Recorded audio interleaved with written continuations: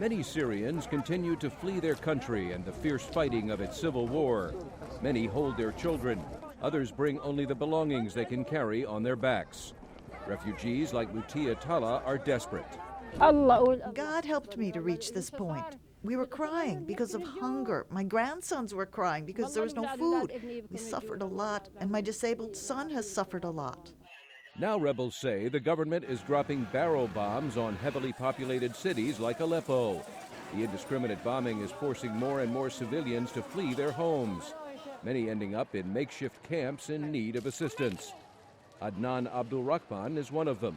I hope that we receive help to get toilet facilities, bathrooms, water. We don't have electricity either. 1/3 of Syria's pre-war population of 23 million has been displaced, with 2.3 million now refugees in other countries. Nancy Lindborg is in charge of humanitarian assistance at the U.S. Agency for International Development.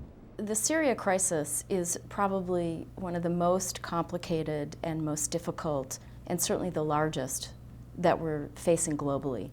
The United Nations estimates that more than 9 million people in Syria need humanitarian aid.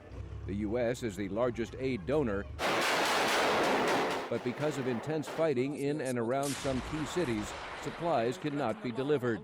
Again, Nancy Lindborg. There are about 250,000 people who are in cities that are under siege by the Syrian regime, and we cannot reach them with food, with winter supplies, or with medical help. And now the weather has become an enemy. The first winter storm in the region pushed temperatures below zero. Thousands of Syrians will spend their winter in tents, often with only a plastic sheet covering the ground. Abdallah Naja and her family have been living in a small tent for months.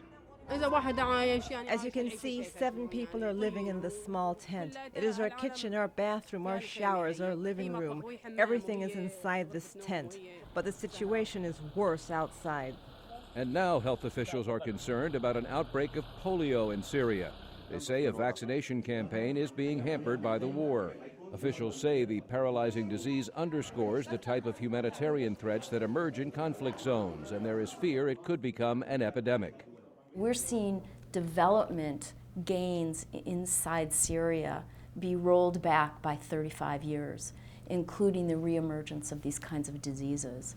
Lindborg says the humanitarian crisis in Syria and neighboring countries is getting worse with the onset of winter.